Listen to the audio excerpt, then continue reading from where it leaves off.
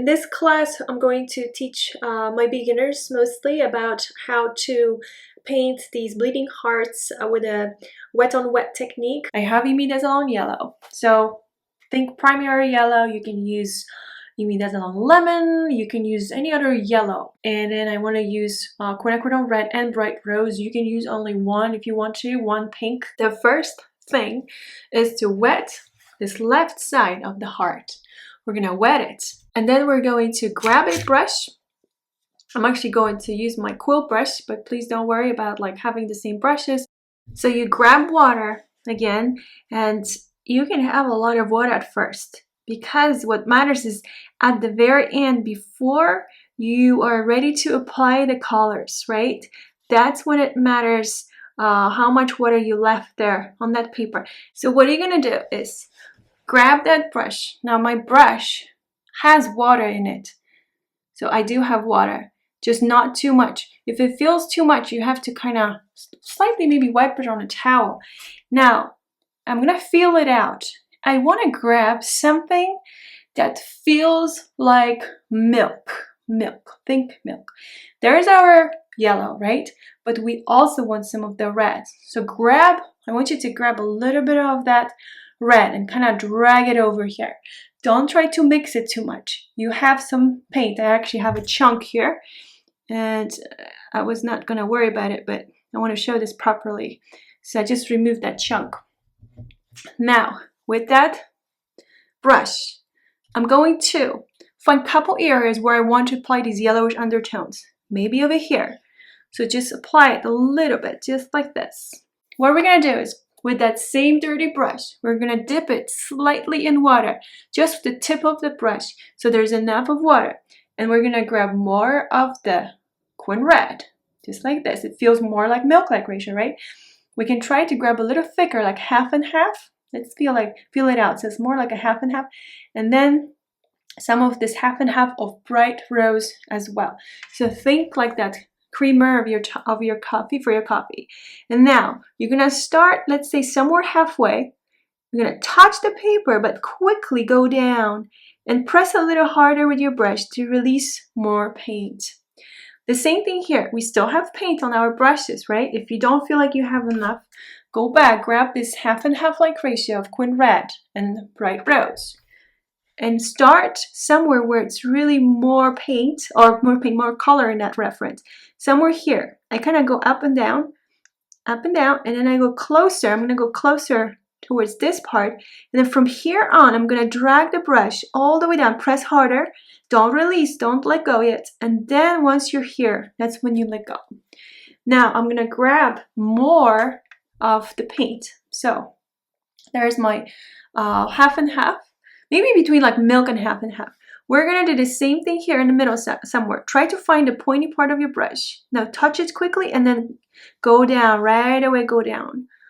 Slightly touch with the tip of your brush and then go down and press a little harder to release more paint. So it kind of looks like this. Next thing I want you to do is grab a little bit of like something that feels like cream top. Heavy cream. Heavy cream is good. Heavy cream. And you're going to do the same thing with the tip of your brush. You're going to press or touch one area, left side of this, and as soon as you touch, you go down. You don't stop. You go down, you don't stop, and then once you're here, you can release. And that's how you have a nice line. Now what happens is if you just stop, I'm going to show you right here. So right here, this is what happens. You just get like a dot because the paint spreads. So that's why you don't want to stop. I'm going to do the same thing one more time here. I'm going to touch very gently right here. But as soon as I touch, I'm going to go down quickly. Okay, ready? And I go. There you go. So that's all I want to do.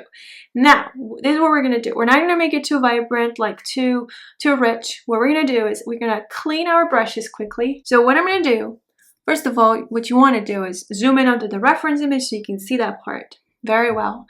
What you're going to do is wet it. So we're going to wet it just like everything else. This is all about practicing, learning how to control paint and water, about painting wet on wet.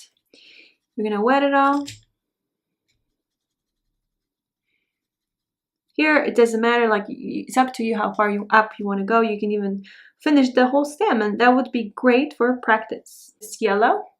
I don't need much water because this is already like so diluted with water. So this is my yellow and becomes more like a milk-like ratio. So something like that. I'm going to start with that, but I want a tiny bit of green too. And so what we're going to do is find some greenish areas. But you know, this became a little too green, so I just grabbed more of the yellow. And as you see, like I start and I keep moving. I don't stop. And then the same thing here. You want to keep moving with that brush. So now we have some of the yellow. And do we want the blue? If we do, we clean our brushes, wipe our towel, and grab a little bit of that blue. I'm sorry, can you see it? Yes. And then we can add it, let's say, to the right side. So there's our bluish undertone. Blue undertones are important to create that dimension too. So, and here I'm gonna grab this yellow, and there's my green. I actually didn't dilute it with water, so I'm gonna do it very fast. I'm gonna grab this heavy cream-like ratio between water and paint so I have more control now. Now, I gotta be fast. You might notice that this will dry fast. First of all, I didn't wet it long enough. That's the thing, like if you wanna have more time to apply the colors. But you wanna think about the lightest areas that you're going to preserve. And that's when you don't need to add the green at all. So you stay away from it. Now this might be a little confusing because we have the leaves there and so on, but we also have shadows. So we're gonna grab a little more of the green, and then we're gonna find an area where you have quin red, and you're gonna grab quin red at the same time. And then whatever the areas are too, like darker, much darker, that's where you wanna apply it. Now my paper is a little too dry, so I gotta go fast. It's drier than I hoped for.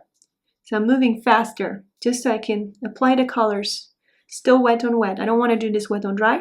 And you pull it just like we have that kind of pattern. What you can do also is grab a little bit of cobalt blue with that same dirty brush if you need the area to be darker. So there you go. And then you kind of pull it down. And then here I kind of went over the flower just a little bit. I'm going to do it like this. And that's all we really need for the stem. However, this needs to be a little better than this. So thank you so much for your time. And please let me know if you have any questions.